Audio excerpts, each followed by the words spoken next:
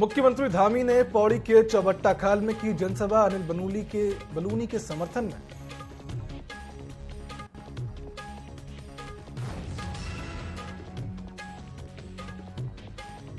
उत्तराखंड में आज से लोकसभा चुनाव के लिए पहले चरण में मतदान शुरू। दिव्यांग और बुजुर्गों ने घर बैठे किया मतदान। चुनाव आयोग बैलेट पेपर के माध्यम से कराया चुनाव।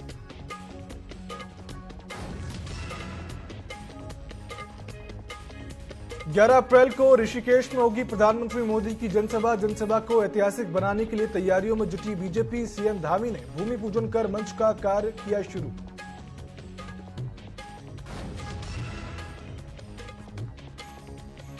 उत्तरकाशी में विधायक ने लोकसभा चुनाव कार्यालय का किया शुभारंभ। मंडल अध्यक्ष और महामंत्री सहित बीजेपी के कार्यकर्ता रहे मौजूद। माला लाज लक्ष्मी शाह के समर्थन में मतदान करवाने का रखा गया लक्ष्य।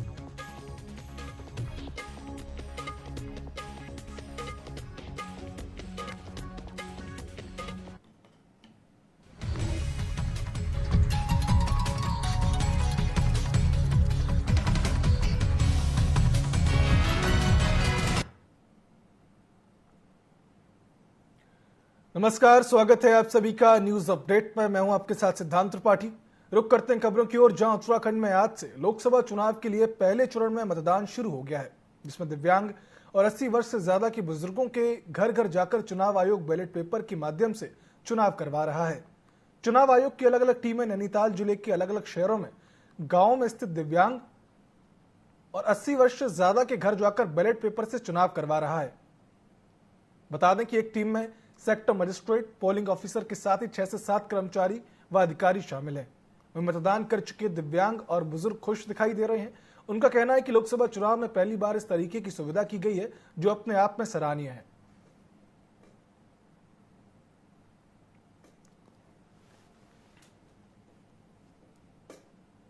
वो मेरा वोट डलवाने के लिए आए थे और मैंने वोट दे दिया है अपना।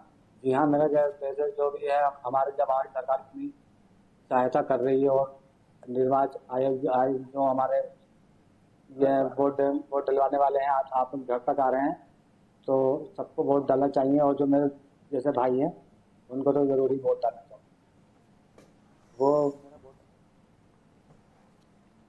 मेरा नाम मोहन सिंह गोसाई। हमें 5 साल में लोकसभा के चुनाव 5 साल में होते हैं। लोकसभा का चुनाव का मौका बार बार कभी नहीं 5 साल में मिलता है। ये बोलो कि आप निर्वाचन आयोग वाले हमारे घर पर आए थे, मैंने अपने मत का अधिकार करा। मेरा नाम मोहन सिंह गोसाई। लोकसभा चुनाव में मतदान प्रतिशत बढ़ाने की कोशिश में जिला निर्वाचन ने कमर कस ली है। दिव्यांग और बुजुर्ग मतदाताओं को पोस्टल बैलेट से वोट कराने के लिए पोलिंग पार्टियां सिमकली मैदान से रवाना हुई। अल्मोड़ा, जागेश्वर व सोमेश्वर विधानसभा में दिव्यांग और 85 साल से अधिक उम्र के मतदाताओं को घर से ही वोट कराने के लिए पोलिंग पार्टियां रवाना हुई हैं।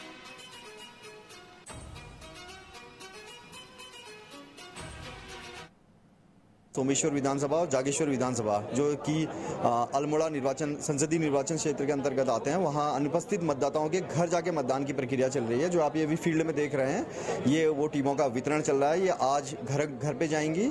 ऐसे मतदाता जो 85 वर्ष से अधिक की उम्र के हैं तथा जो दिव्यांग कैटेगरी के मतदाता हैं, उनके घरों पर जाके मतदान के लिए ये कार्य योजना बन रही है। वितरण यहाँ से होगा और हमने इन टीम को ब्रीफ किया हुआ है कि ये पूरे मतदान को सकुशल कराएंगे। इसमें गोपनीयता बनाए रखेंगे पूरे कार्यक्रम की किसी के मतदान की पूरी गोपनीयता रहे। इसमें police personal, videographer, micro observer सभी लोग तैनात हैं। लोकसभा चुनाव को देखते हुए ईवीएम, वीवीपीएटी कमीशनिंग का काम सोमवार से शुरू हो गया। ईवीएम में सिंबल, मॉकपोल, बैलेट पेपर, उम्मीदवार सेटिंग का काम जल्द से जल्द पूरा किया लिया जाएगा। कड़ी सुरक्षा के बीच कमीशनिंग का काम किया जा रहा है। नैनीताल जिले की रामनगर विधानसभा को छोड़कर अन्य 5 विधानसभाओं के लिए जाने वाली ईवीएम मशीनों में काम शुरू हो चुका है। चुनाव प्रेक्षक ने निर्वाचन कर्मचारियों को जरूरी दिशा निर्देश दिए। जो हमारी 5 विधानसभाएं जो लोकसभा सीट में आती हैं, उसमें घर घर जाकर के दिव्यांग और 85 वर्ष से अधिक आयु के जो मतदाता हैं, उनका मतदान की प्रक्रिया आज से प्रारंभ कर ली गई है। इसमें लालकुआं, भीमताल, कालाडूंगी, रामनगर को छोड़ के बाकी सारी विधानसभाएं हैं। और दूसरा एक जो महत्वपूर्ण कार्य है वो ईवीएम कमीशनिंग का है, जिसमें बैलेट लगाया जाना, उम्मीदवारों को नाम सेट करना, मॉक पोल कराना, उनको सील कराना, वो प्रक्रिया जिसे हम ईवीएम कमीशनिंग कहते हैं, वह प्रक्रिया भी आज से प्रारंभ हो गई है। भाजपा के प्रदेश प्रवक्ता सुरेश जोशी का बड़ा बयान सामने आया। उन्होंने दावा किया कि जिस तरह पीएम मोदी और उत्तराखंड के सीएम धामी पर लोगों का विश्वास है, उससे स्पष्ट हो चुका है कि भाजपा 5 लोकसभा सीटों को रिकॉर्ड तोड़ मतों से साथ जीतेगी। आगे सुरेश जोशी ने कहा कि लोकसभा चुनाव के प्रति लोगों में उत्साह का फीडबैक है। भाजपा के 5 सांसद रिकॉर्ड तोड़ते हुए प्रचंड बहुमत के साथ चुनाव जीतेंगे।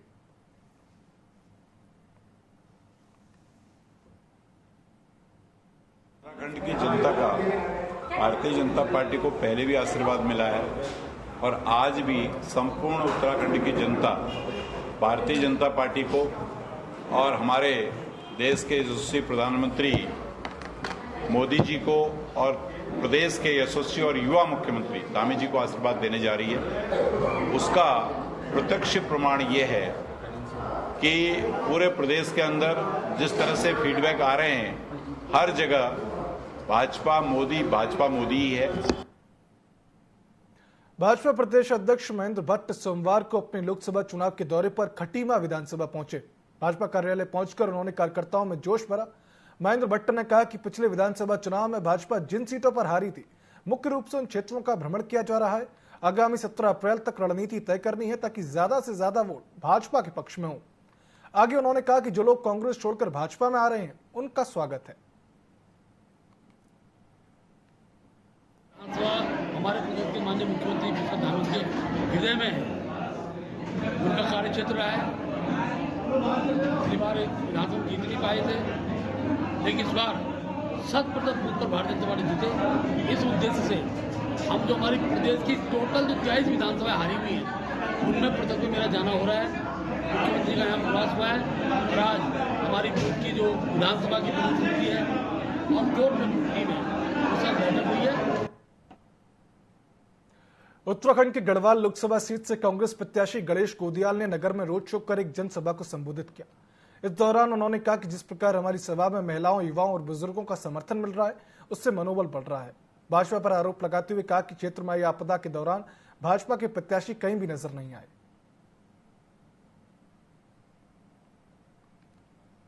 गाड़ियां हमसे 10 गुना ज्यादा है, लेकिन हम एक्चुअल जो हो रहा है उसको दिखा रहे हैं। वो लोग दिखा नहीं रहे हैं, उनको कोई पूछने वाला नहीं है। सरकार उनकी है, आयोग उनका है, नियम कानून सब उनके हैं। तो हम तो भाई जो हो रहा है उसको दिखा रहे हैं, वो दिखा नहीं रहे। तो ये भी साजिश है।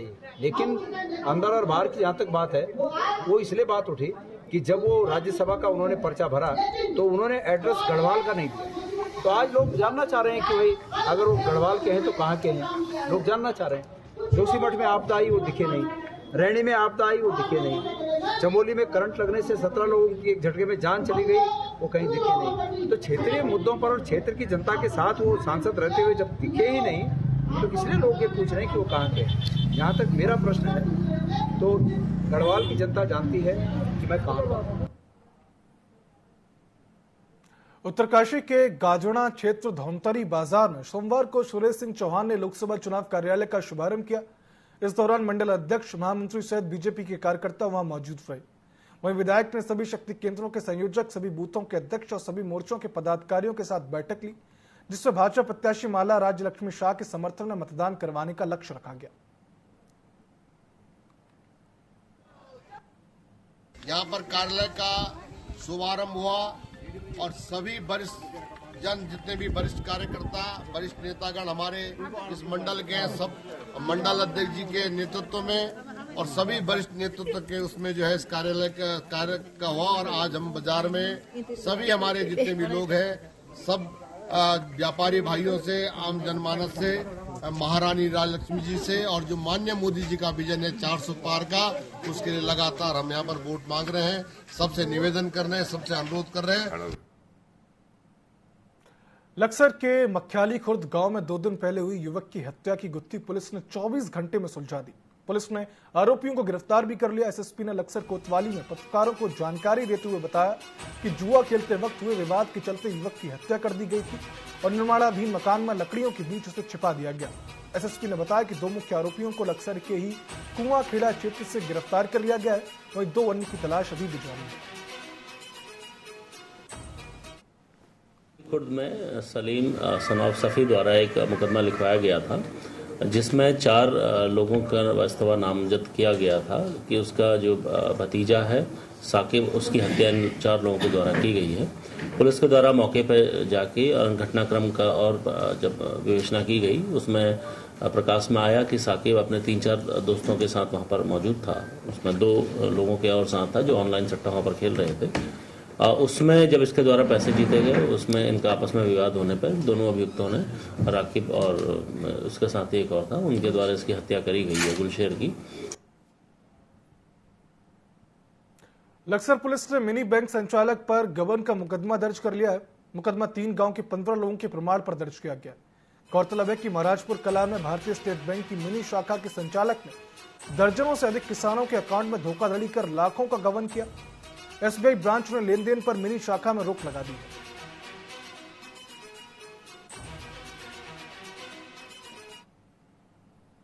नैनीताल जिले के रामनगर में सोमवार को मां गिरिजा मंदिर के पास 15 दुकानों में भीषण आग लग गई।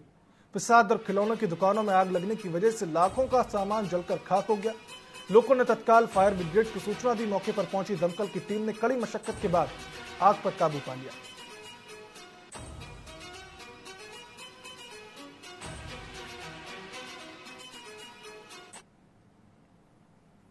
हरिद्वार के गोविंदपुर गांव में कबाड़ी गोदाम में रविवार रात को अचानक आग लग गई। इसके बाद देखते देखते आग ने विकराल रूप धारण कर लिया और 8 से 10 गोदामों को अपनी चपेट में ले लिया। इस भीषण अग्निकांड से आसपास अफरा तफरी मच गई। लोगों ने तत्काल फायर ब्रिगेड को सूचना दी। दमकल की टीम ने कड़ी मशक्कत के बाद आग पर काबू पा लिया।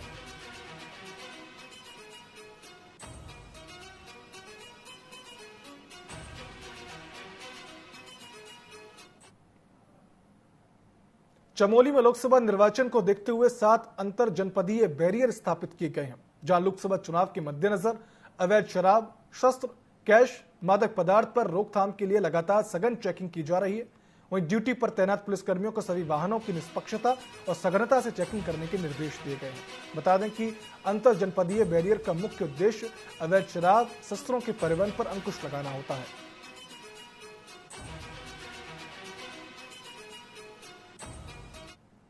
निर्वाचन आयोग के निर्देशानुसार जिस दिन हमारा नोटिफिकेशन का डेट है जो 20 मार्च से हमारे स्टैटिक सर्वेलेंस टीम भी जनपद में जगह जगह पर स्थापित है, जो लगातार जिसमें पुलिस और एक मजिस्ट्रेट की संयुक्त टीम के द्वारा लगातार उसमें चेकिंग की कार्रवाई की जा रही है और इसमें लगातार हमारे द्वारा जो अवैध लिकर है या नारकोटिक्स है उसके भी सीजर उसमें किए जा रहे हैं। आगे भी यही निर्देश दिए गए हैं कि इस पर जो कार्रवाई है वो सख्त रहे ताकि किसी भी तरह का निर्वाचन प्रक्रिया में इन ऐसे मादक पदार्थों का उपयोग करके किसी को भी प्रलोभन न किया जाए।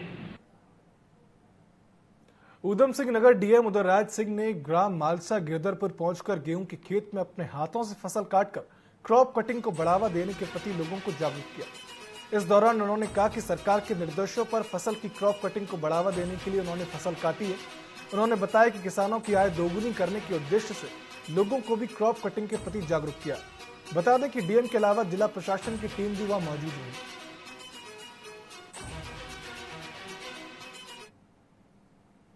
देखिए, आज ये क्रॉप कटिंग एक रूटीन प्रक्रिया है। गवर्नमेंट इसके माध्यम से औसत उपज निकालती है और सारी अपनी पॉलिसीज इसी के बेस पर फ्यूचर के लिए तय करती है। ये बड़ा इम्पोर्टेंट काम है और इस के सिलसिले में ही आज मलसा गिरधर गांव में मैं यहाँ आया हूँ। मेरी टीम है, ये खेत चिन्हित किया गया था और इस खेत की अभी कटिंग की गई है। इसमें जो गेहूँ निकलेगा, अभी इसकी पूरा गेहूं निकाल के प्रोसेस करके इसकी तौल कराई जाएगी और देखा जाए कितना है। ये कुल गाटा का जो रकबा है वो 0.2030 है, माने 2030 वर्ग मीटर है और ये मंजू रानी के नाम से ये खेत है।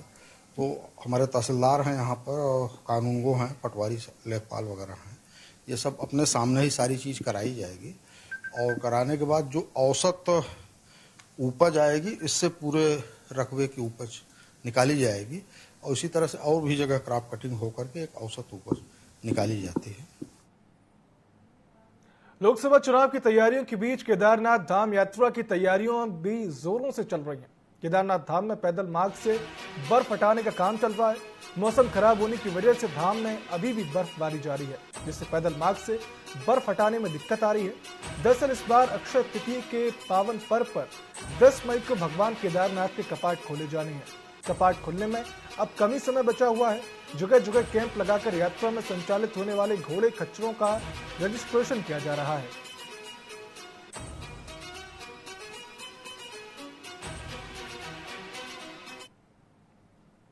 पहाड़ों में पिछले कुछ दिनों से बदल रहे मौसम की वजह से सेब के बागानों में फ्लावरिंग स्टेज प्रभावित हो रही है।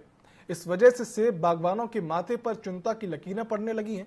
दरअसल सूबे में अपने रसीले स्वाद और मिठास के लिए मशहूर जोशीमठ के सेबों की मार्केट में अच्छी खासी डिमांड है। इसके चलते क्षेत्र के सैकड़ों काश्तकार सेब बागवानी से जुड़कर अपनी आजीविका चला रहे हैं, लेकिन बदलते मौसम की वजह से सेब बागानों पर खतरा मंडराने लगा है। ऐसे में इस बार उत्पादन कम होने की संभावना जताई जा रही है।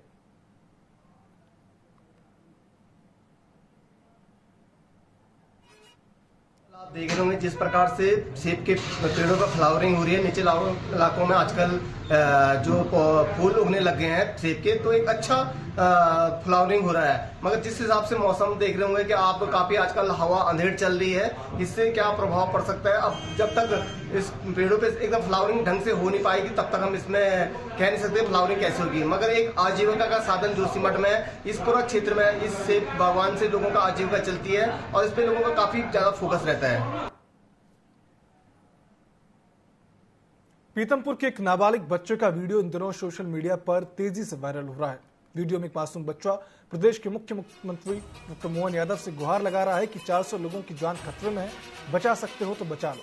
दरअसल पीतमपुर में 5 मंजिला कॉम्प्लेक्स बना हुआ है जो कि अवैध है। इसे नियमों को ताक में रखकर बनाया गया है। पानी टपकने की वजह से ये गल रहा है। वीडियो वायरल होते ही मकान मालिक ने बिल्डिंग में रिपेयरिंग का काम तो शुरू अब करवा दिया है।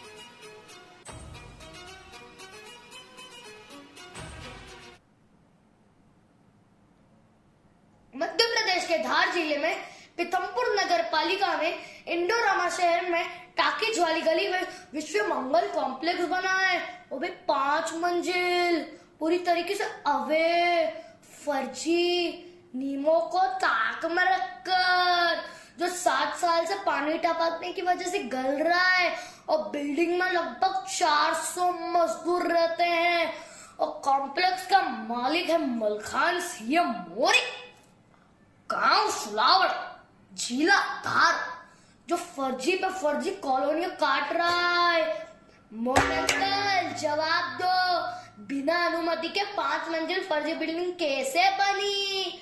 तुम्हारे अधिकारी क्या कर रहे थे?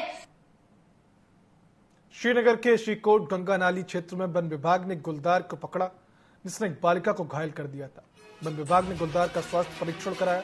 जानकारी देते हुए रेंज अधिकारी ने बताया कि लगभग 7 साल का नर गुलदार स्वास्थ्य परीक्षण की रिपोर्ट में स्वस्थ पाया गया, जिसको कि मुख्य वन जीव प्रतिपालक के निर्देशों के बाद अब देहरादून रेस्क्यू सेंटर में सुरक्षित छोड़ दिया गया है। श्रीनगर में जो है एक बालिका को घायल किया था, तो उसके बाद तुरंत जो है हमारी टीम वहाँ पे जो है गुलदार को रेस्क्यू करने पहुंची और वहाँ पे एक पिंजरा लगाया। वो तुरंत जो है दूसरे दिन सुबह 6 बजे पिंजरे में फंस गया, जिसको कि जो है सुरक्षित यहाँ पे परिसर में लाया गया और यहाँ पे जो है डॉक्टर के द्वारा इसका जो है वो किया गया, परीक्षण किया गया। परीक्षण में ये स्वस्थ पाया गया। तो उसके बाद हमारे जो डी ऑफिसर है उनके द्वारा जो है ऊपर से निर्देश प्राप्त किए गए और उनके द्वारा ये बताया गया कि इसको जो है देहरादून जो है जू में छोड़ा जाना है। लोकसभा चुनाव के लिए सभी राजनीतिक पार्टियां अपने प्रचार में जुटी हुई हैं। कांग्रेस प्रत्याशी गणेश गोदियाल ने सोमवार को पौड़ी जनपद में जनसंपर्क करते हुए कांग्रेस के पक्ष में मतदान करने की अपील की। गणेश गोदियाल ने सतपुली बाजार में जनता से डोर टू डोर वोट भी मांगे। उन्होंने कहा कि जनता इस बार भाजपा के नेताओं के खोखले वादों से ऊब चुकी है और अपना मन बना चुकी है कि इस बार कांग्रेस पार्टी को जीत दिलानी है।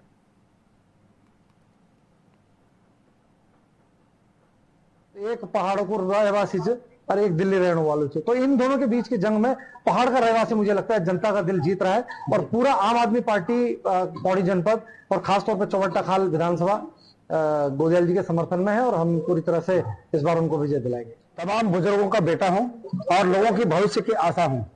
लोग भविष्य की इस आशा को इस रूप में रोपित करना चाहते हैं कि उनकी भविष्य की आशा फले फूले, और मैं लोगों से प्रार्थना कर रहा हूं कि जब सुबह उठकर वो अपने तमाम आराध्य देवों की आराधना करते हैं तो गणेश गोदियाल के लिए भी वरदान मांगे कि गणेश गोदियाल उनकी अपेक्षाओं पर खरा उतर सके। हे परमेश्वर, गणेश गोदियाल को इतनी शक्ति दे। देहरादून में प्रधानमंत्री मोदी की जनसभा को ऐतिहासिक बनाने के लिए बीजेपी तैयारियों में जुटी हुई है, जिसको लेकर सोमवार को मुख्यमंत्री धामी ने भूमि पूजन कर मंच निर्माण का कार्य शुरू कर दिया। वहीं भाजपा ने रैली को सफल बनाने के लिए बीजेपी प्रदेश महामंत्री आदित्य कोठारी को संयोजक बनाया है, जबकि प्रदेश उपाध्यक्ष कुलदीप कुमार को प्रभारी नियुक्त किया गया है। बता दें कि 11 अप्रैल को प्रधानमंत्री नरेंद्र मोदी ऋषिकेश के IDPL मैदान में विशाल जनसभा को संबोधित करेंगे।